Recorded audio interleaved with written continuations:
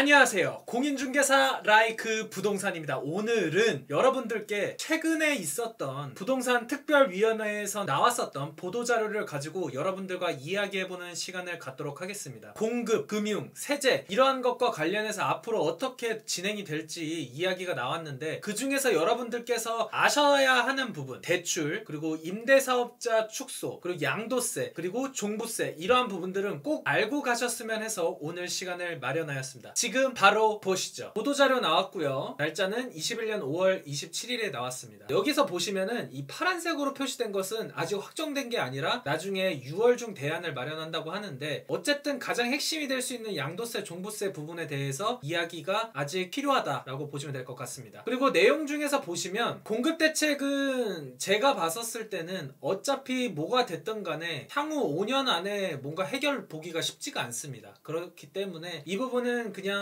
읽어만 보시면 될 것 같아요. 3기 신도시 사전 청약을 7월부터 하기는 하지만 사실상 여러분들이 입주하는 데까지는 아직 조금 의문이 많이 드는 그러한 부분들이 있고, 그리고 2사 공급 대책으로 어쨌든 도심 복합 개발이라든지 시범사업 부지 확보하고 공공택지 활용을 해서 추가적으로 공급 물량을 수도권 내에 늘린다라고 하기는 하지만, 이러한 리모델링, 기반시설 이전, 이러한 모든 것들이 어쨌든 단기적으로는 굉장히 어렵기 때문에 여러분들께서 청약에 관심을 많이 갖는 이유도 어쨌든 비싼 집을 조금 더 저렴하기 위해서잖아요. 그래서 이러한 부분들을 보면은 앞으로도 공급 물량이 나오는 시점까지는 아직 시간이 많이 필요하고, 그렇기 때문에 내 집 마련을 조금 빠르게 서두르는 게 좋을 것 같다라고 말씀을 드리는 겁니다. 어쨌든 분양가는 점점점 비싸지고 공급은 지금 시점에 부족하기 때문에 어쨌든 시세 상승 측면에서는 지금 흐름에 집을 갖고 있는 게 중요한 포인트라고 할 수 있기 때문이죠. 그래서 이러한 부분들을 보셨으면 좋겠고, 금융 부분부터 이제 집중적으로 한번 보겠습니다. 이 내용을 봤었을 때 무주택 세대주의 부부 합산 소득을 9천만 원까지 확대를 하고, 생애 최초로 하시는 분들은 1억 원까지 확대를 해준다라는 부분, 그리고 투기 지역은 6억에서 9억, 조정 지역 5억에서 8억, 실수요자 요건의 혜택을 받을 수 있는 금액 자체가 너무 낮았기 때문에 이러한 9억, 8억까지 올라간 거는 좀 긍정적이라고 생각이 듭니다. 그리고 우대 수준이 기존 10%에서 투기과열지금 만약에 40%면 50%까지 됐었죠. 근데 이러한 부분이 최대로 20%, 60%까지 간다라는 뜻입니다. 하지만 이게 약간 구간이 나눠져 있어서 뒤에 이어서 이야기하는 부분을 참고하시면 좋을 것 같아요. 그리고 이게 좀 많이 바뀌었죠. 건설임대 같은 경우는 현행을 유지하는데 매입임대, 보통 대부분이 매입임대잖아요. 근데 이제는 앞으로 신규 등록 자체도 하지 않겠다. 그리고 양도세 중과 배제 혜택에 대한 기간을 말소 후 6개월간만 한다라는 뜻입니다. 그리고 자진 말소 요건이 기존에는 절반을 충족했어야 되는데 이러한 부분들을 삭제하고 세입자가 동의하면 자진 말소를 가능하게끔, 사실상 임대사업 제도를 폐지하겠다, 그런 거라고 보시면 될 것 같습니다. 근데 이 부분은 조금 더 여러분들이 아셔야 되는 부분이 있어서 그 부분은 제가 뒤에서 자세히 이야기하겠습니다. 그리고 공시가 6억에서 9억 구간에 현행 경감 세율을 0.05% 이하한다는 부분입니다. 기존에는 6억까지에 대해서 1주택자에게 인하하는 세율을 적용한다고 했는데, 공시가 9억 이하인 부분들까지도 조금 더 인하를 해주겠다 부분이 되겠습니다. 그리고 협의주긴 부분이 양도세에서는 1세대 1주택 비과세 기준을 9억에서 12억으로 상향을 한다. 이건 좀 좋은 것 같아요. 그리고 장특공제 차등 적용, 양도차익 규모별로 장특공제를 상한을 정한다는데 이거는 너무 무서운 이야기입니다. 지금 이제 최대로 10년 보유 10년 거주했었을 때 80% 받는 거를 더 줄일 수도 있다는 뜻입니다. 그래서 양도차익이 큰 분들은 사실상 한 주택에서 오래 거주하는 게 아니라 세금을 한번 털고 가기 위해서 이사를 하는 일이 발생할지도 모른다라는 생각이 조심스럽게 듭니다. 그리고 종부세는 상위 2%만을 위한 걸로 해서 1세대 1주택 9억 공제인 거를 12억 공제로 바꾸겠다, 이런 거를 했는데, 이러한 부분들 측면에 있어서 상위 2%에 맞게 이 공제 비율이 좀 더 높아질 수도 있지 않을까라는 생각이 듭니다. 근데 이제 정부에서는 현행을 유지하고 납부 유예 제도를 도입하고 공정가액 비율을 90%, 지금은 이제 올해부터 95%, 내년은 100%가 되는데 이러한 부분을 조금 더 낮추겠다. 공시가도 높아지고 공정시장 가액 비율도 높아지다 보니까 세 부담이 높아졌던 것이거든요. 공시 가격에다가 곱하는 비율이 되겠습니다. 계산을 했었을 때. 그러면 자, 대출부터 이제 자세히 보겠습니다. 서민 실수요자 금융 지원 강화. 우대가 이제 소득 요건 자체가 이제 높아졌죠. 8천에서 9천만 원, 생애 최초는 1억 원까지. 그리고 투기 지역에 6억이었던 게 9억으로 올라갔고, 조정 지역은 8억 원으로 상향. 그리고 최대 20%. 이 부분 표를 보시면 될 것 같습니다. 이제 소득 기준이 조금 더 높아졌기 때문에 대상 자체가 어쨌든 많아졌다. 대상의 확대. 그리고 주택 기준이 6억 이하여서 9억으로 높아졌기 때문에 긍정적이다. 하지만 기존 기존의 6억 이하, 5억 이하 부분에 대해서만 60%, 70%가 들어가고 6억에서 9억은 50%, 5억에서 8억까지는 60%가 들어갑니다. 이렇게 말만 들었을 때는 조금 어렵죠. 하지만 수식을 보면서 이야기를 해보겠습니다. 만약에 예를 들어서 투기 지역에서 4억, 8억의 주택을 구매를 한다고 하면은 현행에서는 4억 8천에 대한 50%죠. 그래서 2억 4천까지만 대출이 됐습니다. 하지만 이번에 개선이 되는 거를 적용을 받으면 6억이 안 되기 때문에 60%까지 해서 2억 8,800만 원, 기존보다 4,800만 원을 조금 더 받을 수 있는 효과를 얻을 수 있죠. 그리고 만약에 8억짜리를 구입을 한다. 그러면 6억에 대한 부분은 60%, 그리고 초과하는 3억에 대해서는 50%를 해서 4억 6천이 되는데 대출 한도를 4억으로 정했습니다. 이게 무슨 얘기일까요? 여기 보면은 대출 한도는 4억 원까지로 하고 차주 단위로 DSR을 적용한다라고 이야기를 했습니다. 근데 여기서 조금 추가된 부분이 DSR 산정을 했었을 때 장래 소득 증가 가능성이 높은 청년층은 장래 소득을 반영을 해서 DSR이 조금 더 높게 형성을 해주겠다. 하지만 근데 대출이 4억까지만 제한이 된다라는 측면에 있어서는 조금 아쉬울 수가 있겠죠. 그래서 여러분들께서는 이러한 실수요 요건으로 대출을 받을지, 아니면 상대적으로 KB 시세가 나중에 집가 상승이 높은 분들은 이렇게 LTV 비율이 높아진 걸로 반영하는 게 아니라 40%를 적용을 하지만 4억까지만 받을 수 있는 것보다 조금 더 추가로 받을 수 있다라고 하면은 이쪽이 더 유리할 수도 있거든요. 그래서 이거는 비교를 해야겠지만 여러분들이 무조건 무주택 실수요자라고 해서 이렇게 들어갈 게 아니라 그냥 40%만 받는 걸로 구분을 해서도 비율을 따져보는 것도 저는 좋을 것 같습니다. 어쨌든 시세 차익이 많은 아파트들 같은 경우에는 이렇게 DSR만 낮지 않다라면은 대출을 많이 받을 수 있기 때문이죠. 다음은 주택임대사업자 관련 내용입니다. 주택임대사업자는 임대료 상한에 5% 공적 의무를 하는 대신에 다양한 세제 혜택을 줬었는데 사실상 임대차 3법이 통과되고 이러하면서 매물 잠김이 형성이 되고 비판이 더욱 커졌다라고 합니다. 근데 저는 이걸 보면서 무슨 생각이 드냐면 그냥 물음표가 찍힙니다. 무슨 소리지? 이거를 조금만 주택임대사업자를 알고 계신 분들이라면 과연 이렇게 주택임대사업 제도 때문에 집값이 향상이 되고 매물이 잠긴 것인가 라는 생각을 가질 필요가 있습니다. 왜냐면 2018년 9.13 대책 이후로는 주택임대사업자에 대한 양도세, 종부세 부과가 이제 확대가 되고 양도세 중과 배제, 종부세 합산 배제에 대한 거를 폐지를 하면서 사실상 주요한 혜택들이 많이 줄어든 거죠. 그리고 법인세 추가세율 적용하고 이런 것보다 이제 710 때는 어쨌든 단기와 아파트를 폐지하면서 사실상 아파트가 주가 됐던 부분의 측면에 있어서 효과가 많이 없어졌다. 그리고 사실상 주택임대사업자는 지금 등록한다고 하면 제가 거의 말렸습니다. 왜냐면은 지금은 10년을 등록을 해야 되는 부분들이 있고 사실상 혜택이 없기 때문이죠. 근데도 이거를 폐지하는 게 모든 주택 유형에 대한 신규 등록 자체를 막는 거는 너무 안타깝습니다. 왜냐면은 빌라, 이제 오피스텔, 비규제 지역 이러한 부분들에 있는 분들은 어쨌든 양도세 중과 배제라든지 종부세 합산 배제가 돼야지 세입자들을 위한 매물이 공급이 될 수가 있는 부분인데 이제는 이러한 매물 자체도 줄어드니까 너무 안타깝습니다. 여기서 개선이 되는 거는 양도세 중과 배제 시한입니다. 자동 말소 됐었을 때는 사실상 제한이 없었습니다. 그러니까 나중에 팔아도 양도세 중과가 배제가 됐죠. 근데 개선이 되면서 자진 말소는 1년 안에 매도를 하면 양도세 중과 배제가 됐었는데 이제는 둘 다 6개월 내 매도를 해야지 양도세 중과 배제 혜택을 준다라는 겁니다. 그리고 이 추가적인 거는 자진 말소했었을 때 임대 의무 기간을 2분의 1 채워야 되는데 채우지 않아도 자진 말소가 되게끔 이거는 별로 의미가 없죠. 근데 이 부분이 굉장히 좀 충격적입니다. 근데 또 중요한 거는 사실상 양도세 중과 배제 혜택이 크긴 하지만 여러분들 잘 생각을 하셔야 되는 게 이게 매물이 갑자기 나오면은 빌라나 오피스텔은 지금도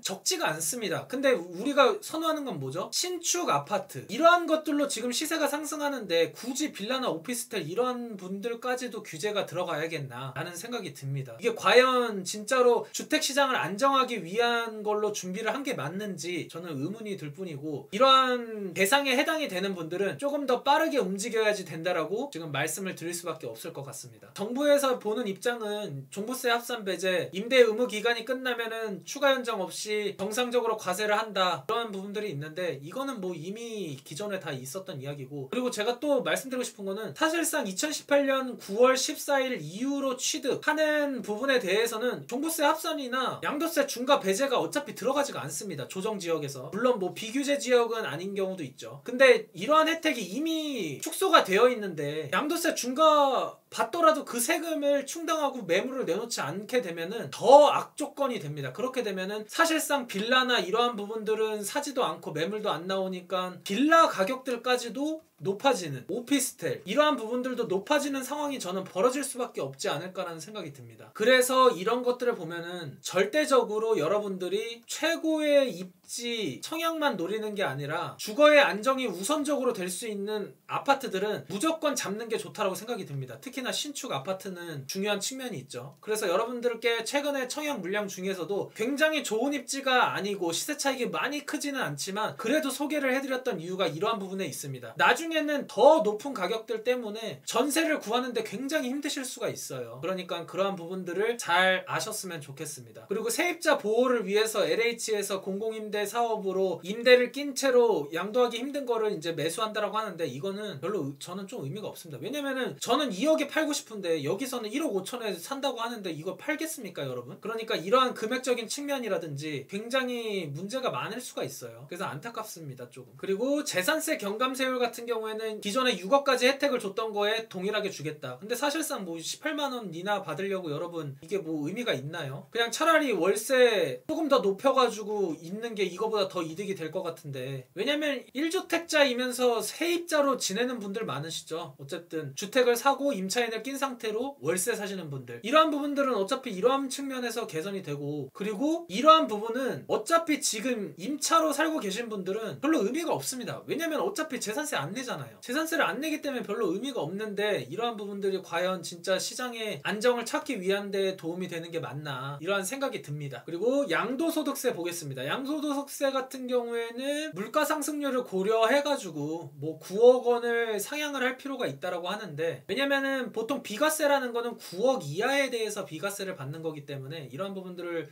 공제가 조금 더 높아지니까 12억으로 간다고 하면 좋을 것 같아요. 12억으로 상향이 되고, 장특공제 같은 경우에는 집값 상승 급등으로 늘어난 양도차익 형평과세, 똘똘한 한 채 수요 억제를 위해서 부동산 민심을 감안해 규모별로 장특공제를 정한다고 하는데 이게 굉장히 무서운 말입니다, 여러분. 10년 보유 10년 거주했었을 때 80%가 되는데 만약에 양도차익이 10억이 넘는다 이러면 이 공제를 다 받지 못할 수도 있다는 뜻이에요. 그렇다라는 거는 제가 서두에서 말씀드린 대로 이 차익이 너무 많기 전에 실거주하다가 다른 지역으로 계속 이사하는 그러한 상황이 발생될 수 있다는 거죠. 근데 이거는 어쨌든 협의를 한다고 하니까 조금 더 지켜봐야지 될 것 같습니다. 구체적으로 나와봐야지 이야기가 될 것 같아요. 12억으로 올려주고 장특공제를 깎아버리는 일이 발생이 되면은 너무나 무서울 것 같습니다, 여러분. 그리고 종부세는 아까 상위 2%에 해당하는 과세로 이제 간다고 했고, 여기서 중요한 거는 어차피 지금도 종부세를 내지 않는 분들이 많습니다. 물론 1주택자이신 분들이 부담이 많아질 수 있다고 하지만 제가 봤었을 때는 그 정도 내도 괜찮습니다, 솔직히. 집 딸랑 하나만 있고 막 이렇게 한다라고 하지만 과연 집값 상승이 된 거에 비해 그렇게 이 종부세만큼을 내는 것도 힘들 정도일까? 라는 생각이 들긴 합니다. 뭐 사람마다 다르긴 하겠죠. 근데 그러한 사람들을 위해서 이렇게 종부세 개정이 필요한 게 아니라 어쨌든 따지고 보면 양도세를 저는 중과만 안 해도 되지 않나라는 생각이 좀 들기는 합니다. 그러면 매물이 나오고 어느 정도 시장에 안정이 될 수 있는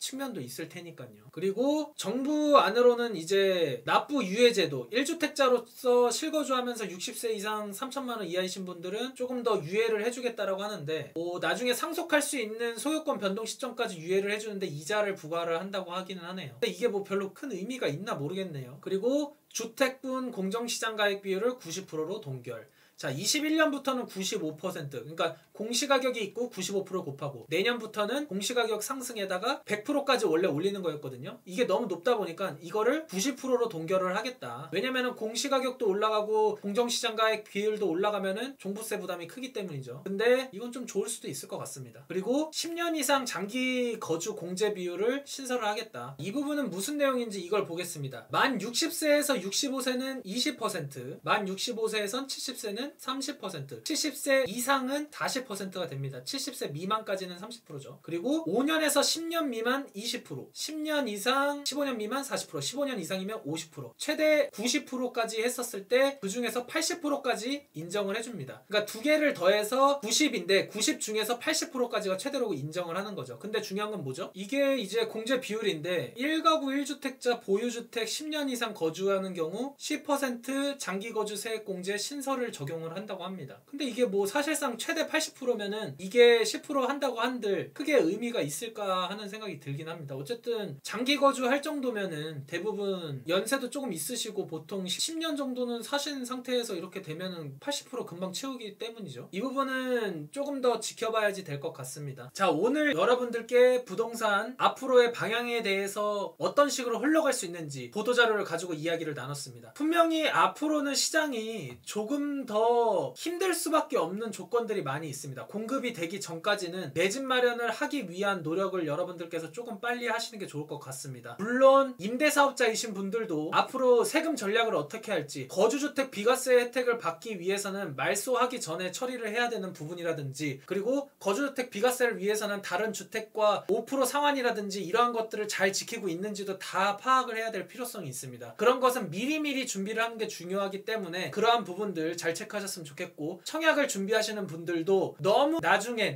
생각할 게 아니라 적당한 시점에 분양을 받을 수 있는 거는 주거 안정적인 측면에 있어서라든지 부동산 시장을 봤었을 때 긍정적일 수 있는 부분이 예상보다 더 많을 수 있습니다. 그러니까 꼭 유념하셨으면 좋겠고, 궁금한 사항은 댓글 남겨주시고요. 나가시기 전에 구독과 좋아요, 알림 설정 부탁해요.